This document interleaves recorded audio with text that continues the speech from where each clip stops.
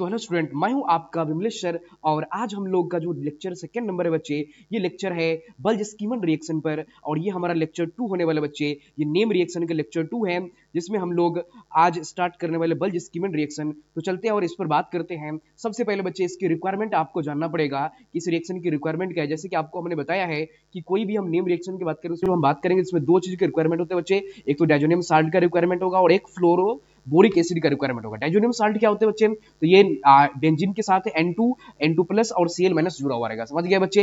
ये diazonium salt reactant की तरह काम करेगा और साथ ही साथ फ्लोरोबोरिक एसिड होगा, जिसको HBF4 बोलते हैं, ये रिएक्टेंट की तरह काम करता है। बात समझ गए क्या? ये रिएजेंट की तरह काम करता है, सॉरी, ये रिएजेंट की तरह काम करेगा। अब देखो, ये एक चीज तुम्हें समझ लेना कि रिएजेंट जो है कैसे टूटता है आगे।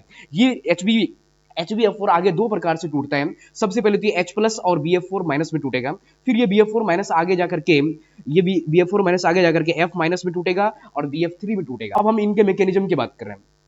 जब भी हम इनके मैकेनिज्म की बात करेंगे बच्चे, तो सबसे पहले तुम्हें पता होना चाहिए डायजोनियम साल्ट और इनका रिएक्शन इनके साथ कराएंगे। और जब रिएक्शन कराते हैं तो सबसे पहले देखो, डायजोनियम साल्ट से हम क्या करते हैं, क्लोरीन को और इस रिएजेंट के H+ को हम क्या कर देते हैं, निकाल देते हैं। इस प्रकार से हम देखेंगे यहाँ पर HCl निकल जाएगा, ठीक है। और जब HCl यहाँ पर निकल जाएगा तो फाइनली यहाँ पर क्या हो जाएगा, N2+ और BF4- रहेगा। ये N2+ जो है, ये N2+ के ऊपर में प्लस हमेशा रहेगा और BF4 के माइनस में माइनस रहेगा। इसको अगर ध्यान से देखोगे तो ये भी एक प्रकार का साल्ट ही है। जहां पर तुम देखोगे तो ये N2 के साथ ये BF4 जुड़ा हुआ नहीं है, तो जब ये टूटेगा तो बहुत ही आसानी से टूट जाएगा, मतलब इनके बीच में कोई बॉन्ड नहीं है, तो ये आसानी से अलग हो सकता है, ठीक है। तो आगे देखो ये कैसे अलग होगा। सबसे पहले ये तुम्हारा डायजोनियम साल्ट, ये N2 तुम्हारा, ये जो सबसे पहले देखोगे तो बेंजीन के साथ एक प्लस आ जाएगा, ठीक है। और साथ में ये N2 यहाँ से अलग हो जाएगा। कैसे अलग होगा, ये बॉन्ड को तोड़ करके यहाँ से अलग हो जाएगा और इसके इलेक्ट्रॉन को ये ले लेगा, तो इसके कारण से यहाँ पर निगेटिव चार्ज आएगा। फाइनली इसके पास रिंग के पर प्लस चार्ज आ जाएगा और इनको निगेटिव मिलेगा, तो ये N2 पूरी तरह से न्यूट्रल हो जाएगा। बात समझ गया? और BF4 जो है,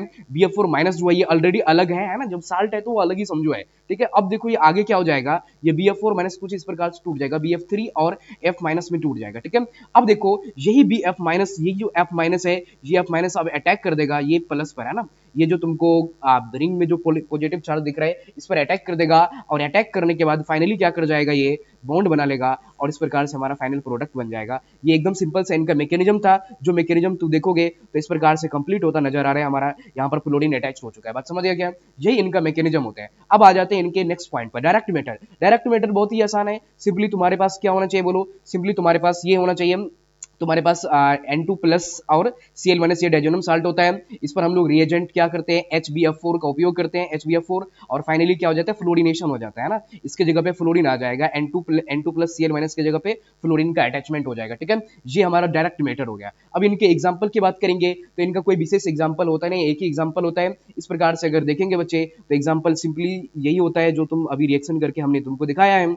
ये डायजोनियम साल्ट होगा और इसको हम रिएक्शन करा देते हैं HbF4 के साथ, HbF4- के साथ, फाइनली हमारा कंपाउंड बन जाता है। यही एक सिंगल एग्जांपल है इनका। यहाँ पर फ्लोरीन अटैच हो गया और फ्लोरिनेशन एक तरह से देखोगे तो यहाँ पे हो चुका है। ये एकदम सिंपल सा रिएक्शन था। तो इसके मैकेनिज्म को तुम्हें ध्यान रखना है, इसको कॉपी पर नोट करना है और